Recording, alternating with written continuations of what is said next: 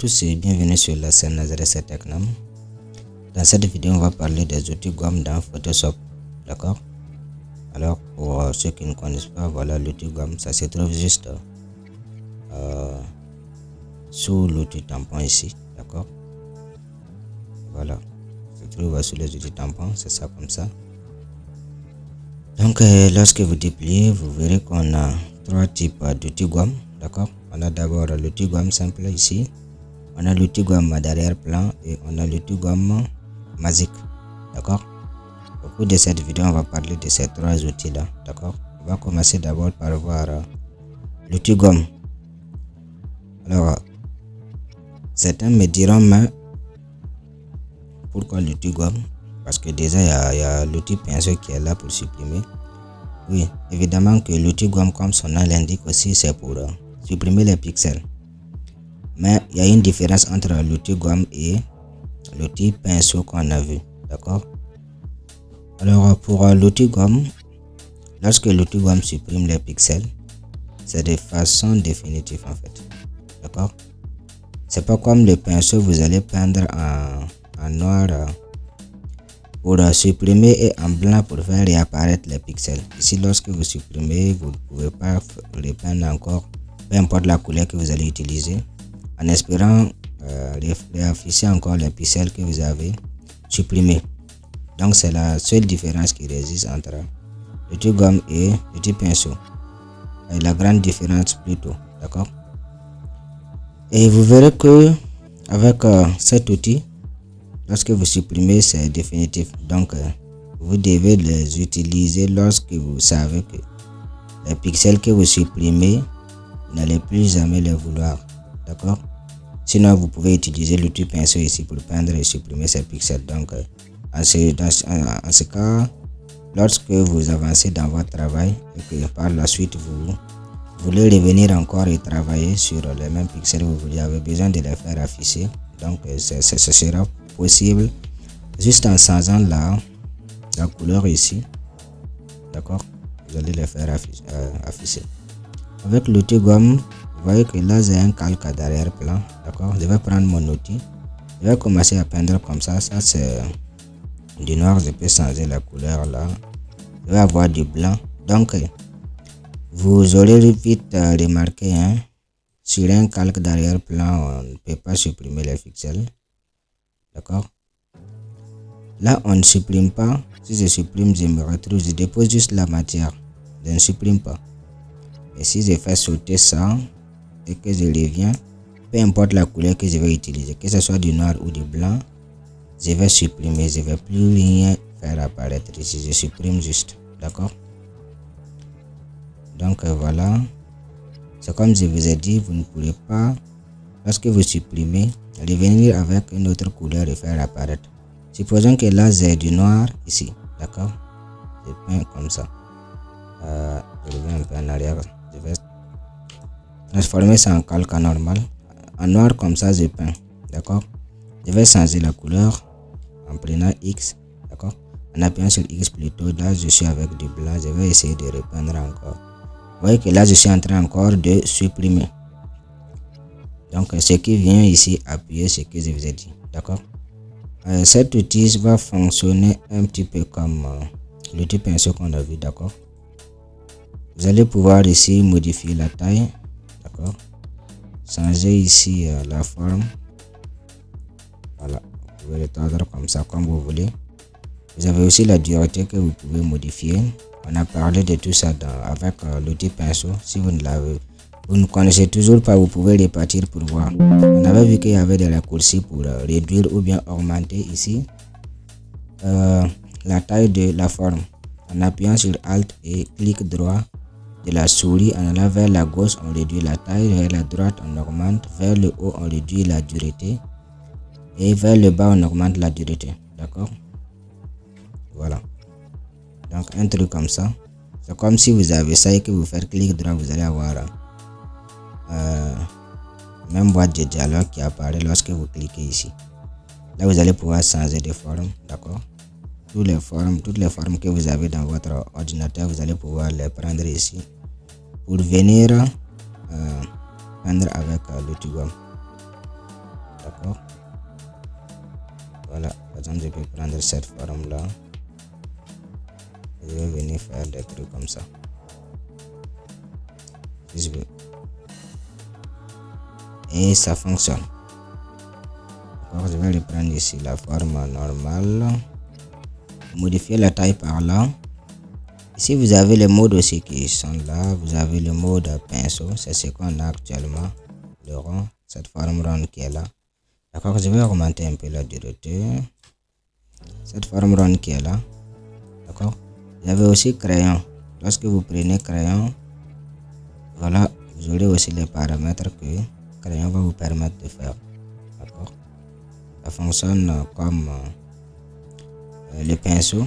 Mais il y a les carrés aussi qui est là. Ça, c'est une forme carrée qui est là que vous n'allez pas pouvoir modifier. Déjà, vous n'avez pas de forme ici à prendre. D'accord. Vous ne pouvez pas modifier l'opacité. Vous ne pouvez pas aussi modifier tous ces paramètres là. D'accord. Lorsque vous êtes sur la forme de mode carré, on va revenir sur le pinceau. Vous verrez que là, il y a l'opacité que vous pouvez soit augmenter, soit réduire. D'accord, là vous allez pouvoir ici effacer légèrement. Il y a aussi le flux, on en a parlé avec l'outil pinceau. D'accord, voilà, vous allez pouvoir l'utiliser et effacer des pixels comme ça. D'accord. Bien sûr, lorsque vous effacez, que vous faites CTRL Z, vous retrouverez encore vos pixels. Ou bien vous allez passer ici par les panneaux historiques qu'on a vu. Vous allez encore retrouver vos pixels. C'est presque la même chose. D'accord. Voilà, ça c'est presque la même chose. Maintenant, donc, vous êtes à mesure de pouvoir supprimer les pixels. Vous savez maintenant à quoi ça sert. Voyons ici ce paramètre qui est là, lissage, on en a vu aussi. D'accord. J'avais dit que c'était pour éviter d'avoir ici des bordures en escalier. Mais lorsque je prends ça, vous voyez qu'il y a un cercle là, rose au milieu avec une laisse. On en a parlé aussi lorsque vous voyez la vidéo sur l'outil pinceau. D'accord. Voilà, la laisse va nous permettre comme ça de suivre ça. Et le lissage va nous permettre d'éviter ici des bordures en escalier. Si vous ne voulez pas la laisse, vous pouvez ici enlever ici mode ficelle tirée. Là, vous n'aurez pas ici le cercle qui était au milieu. D'accord. Voilà. Donc tout ça, ça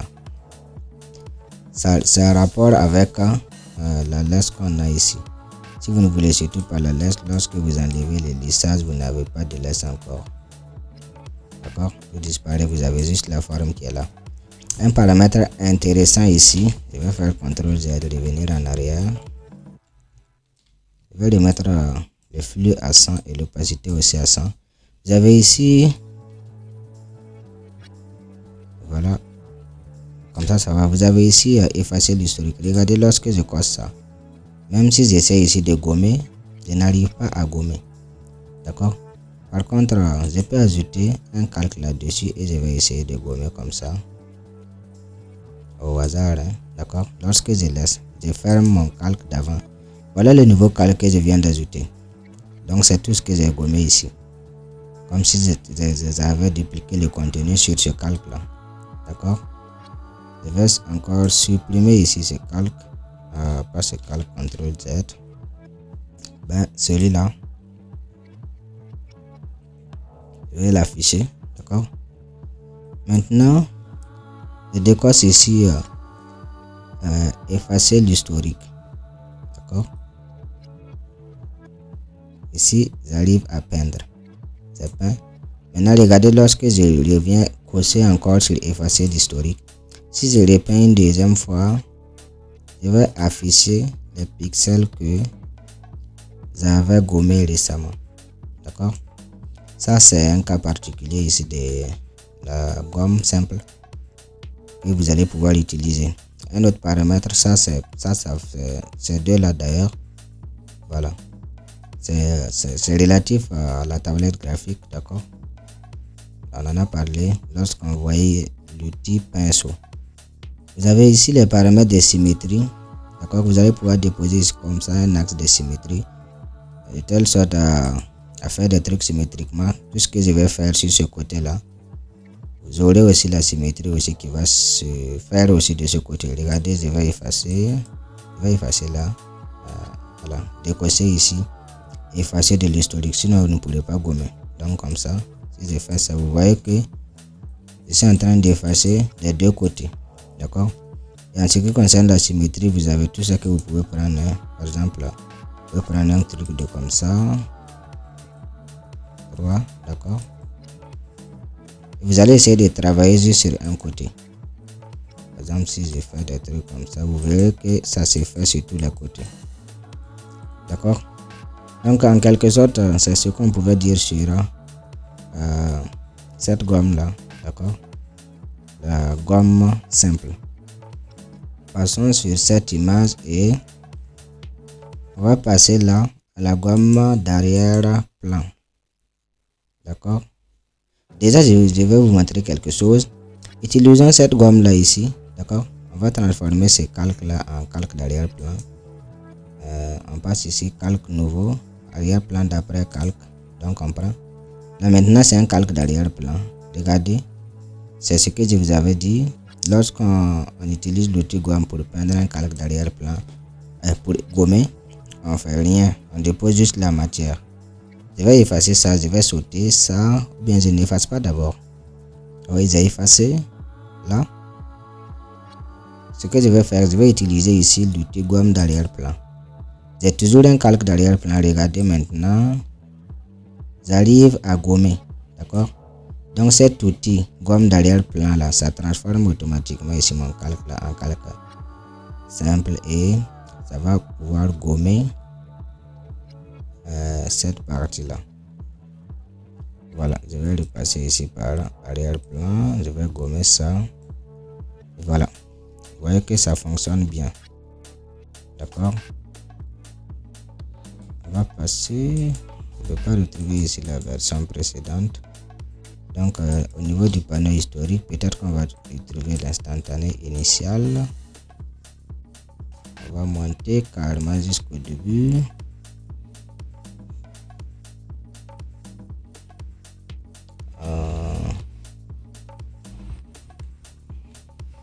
Voilà, je pense que on va se limiter là.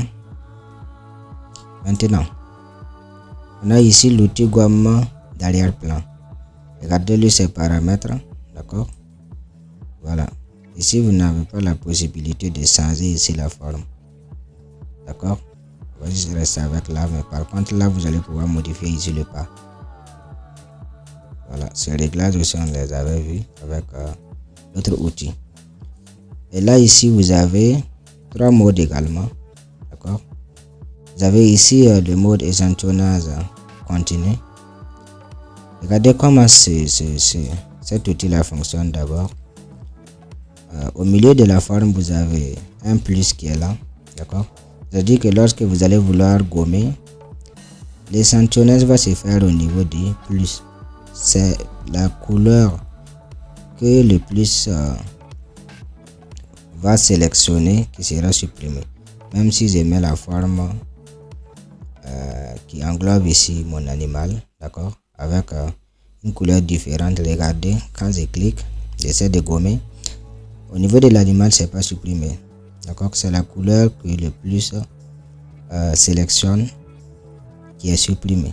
Voilà, du coup je peux faire un truc comme ça, d'accord, sans toucher à mon animal, parce que ce n'est pas la forme qui compte ici, c'est le plus. L'échantillonnage c'est fait à partir du centre, donc on va pouvoir faire ça. Regardez, quand je fais passer le plus sur cette couleur là, hop, je vais commencer à supprimer ça, d'accord. Donc voilà la particularité de cet outil. Voilà, donc échantillonnage continu. Voilà, là je faisais un truc et c'était continu, ça fonctionnait bien. On va passer ici, je reviens en arrière avec CTRL Z.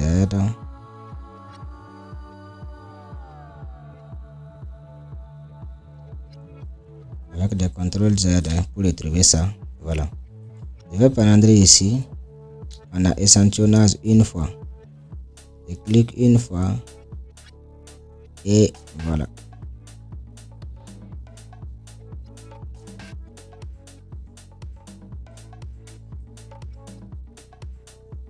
Je vais pouvoir faire un truc comme ça. C'est presque la même chose. D'accord. Ici, vous avez échantillonnage par nuance de couleur. Donc là, peut-être, on va voir. On va repartir sur notre première image. Je fais des CTRL Z. Échantillonnage par nuance de couleur, cela signifie que vous allez définir la couleur d'avant-plan ici. Par exemple, je vais sélectionner ça. Et la couleur d'arrière-plan, je vais sélectionner ça. Voilà, et c'est la nuance de ces deux couleurs là que ce mode là va permettre de gommer. D'accord. Donc, même si je passe sur mon individu ici, l'individu n'est pas fait de cette nuance de couleur là, donc je ne vais pas pouvoir supprimer ça. Vous voyez que c'est juste la nuance de ces deux couleurs là que je vais arriver à gommer ici. Voilà, donc c'est ce que ça fait. Je vais revenir en arrière. Mais là, vous avez ici limite discontinué qui est coché. D'accord. Regardons sur cette image là. Bon, je quitte d'abord sur ce mot, je reviens ici. Je vais pouvoir faire ça. Là, c'est quoi?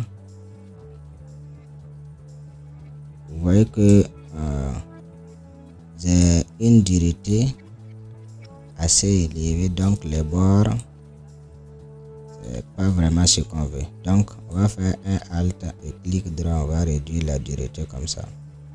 D'accord? Peut-être augmenter la taille. Là, on va pouvoir avoir quelque chose d'adouci comme ça. Il va nous plaire. Et par là d'ici, on a quoi? Discontinué qui est coché. D'accord? On pouvait cocher aussi contigu. Et voilà. Ça c'est contigu. Ça ne supprime pas. Regardez bien, même si je passe là, il y a du bleu à l'intérieur, mais ça ne supprime pas. Mais si je reviens sur discontigu. D'accord? Je clique ici. Regardez, il y avait un bleu ici, c'est parti.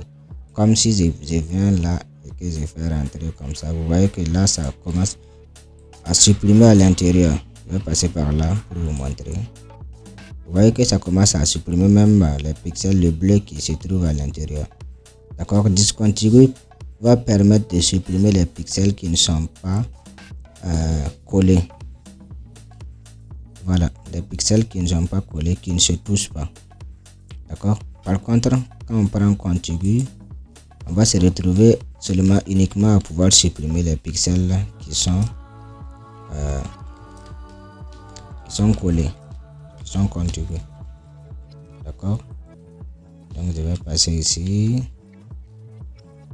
Voilà, je reprends contigu. Je suis là. Je supprime à l'extérieur, mais à l'intérieur, comme les pixels ne sont pas contigus, je n'arrive pas à supprimer. Et voilà, c'est comme ça aussi que ça marche. Ici, vous pouvez jouer avec la tolérance. D'accord. Voilà, c'est-à-dire que la tolérance, lorsque vous l'augmentez, c'est-à-dire vous permettez à Photoshop de supprimer les couleurs qui sont un peu similaires à la couleur que vous supprimez. Est-ce que vous voyez? Donc c'est comme ça se passe. D'accord.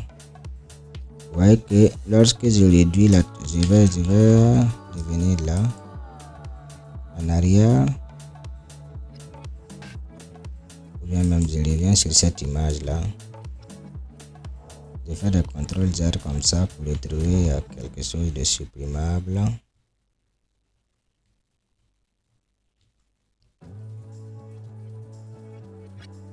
Et je vais, voilà, j'ai réduit comme ça la tolérance. Regardez ce qui va se passer ici. Regardez ce que j'arrive à supprimer vraiment. C'est-à-dire que là, je suis vraiment rigoureux. Je ne souhaite pas supprimer une couleur, même si elle est un peu similaire à la couleur que je supprime. D'accord. Donc, vous allez pouvoir jouer aussi avec la tolérance, comme ça. Une autre chose, on va revenir sur cette image. Je fais de CTRL Z encore. Pour retrouver cette image, je réduis la taille de... On pinceau.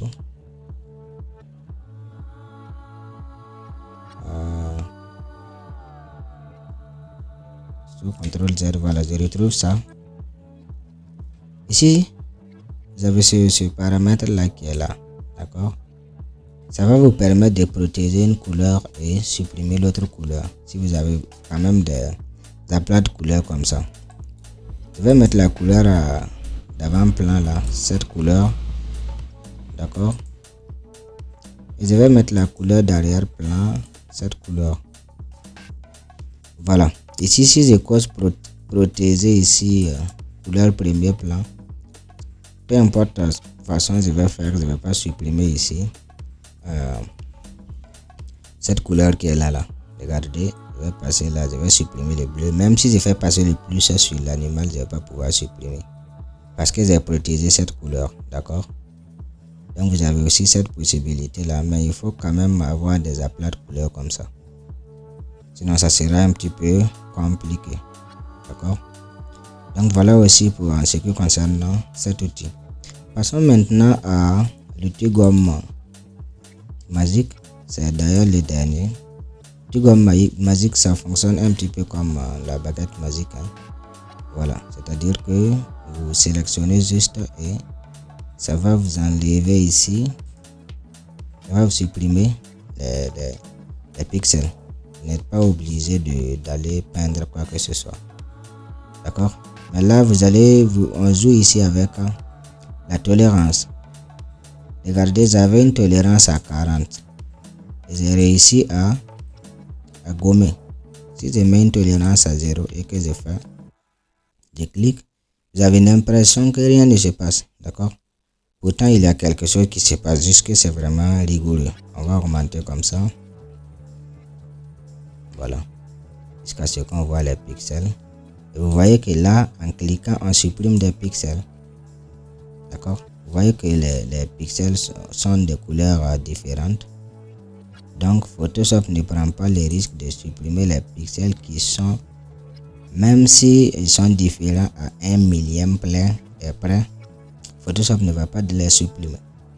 Donc on peut augmenter comme ça la tolérance. Et plus vous augmentez la tolérance, plus vous permettez à Photoshop de supprimer les pixels qui sont un peu similaires à ce que vous sélectionnez, d'accord. Voilà. Donc c'est comme ça aussi ça passe, d'accord. Soit vous supprimez ici, si vous cochez contigu, c'est la même chose comme la gomme d'arrière-plan. Ça va juste supprimer les pixels qui sont collés, qui sont côte à côte, d'accord. Voilà, donc c'est mieux de laisser ça décocher comme ça. Échantillonner sur tous les calques, si vous avez plusieurs calques, vous allez passer par là. Vous avez aussi l'opacité là que vous allez pouvoir gérer, d'accord. Vous avez l'opacité que vous allez pouvoir gérer. Voilà, en fonction de ce que vous voulez. Regardez, lorsque vous augmentez aussi trop la tolérance, vous risquez de supprimer tout, d'accord. Parce que vous dites à Photoshop de supprimer n'importe quoi maintenant. Donc vous voyez. Donc la vidéo, je pense que ça a été long. J'espère que vous avez compris, d'accord. Sinon essayez encore de regarder jusqu'à ce que vous compreniez. N'hésitez pas à liker si ça vous a plu. Abonnez-vous si vous n'êtes pas encore abonné, d'accord. Et on va se dire tout de suite dans la prochaine vidéo. Surtout n'hésitez pas à poser vos questions dans les commentaires, hein, d'accord, si vous les avez.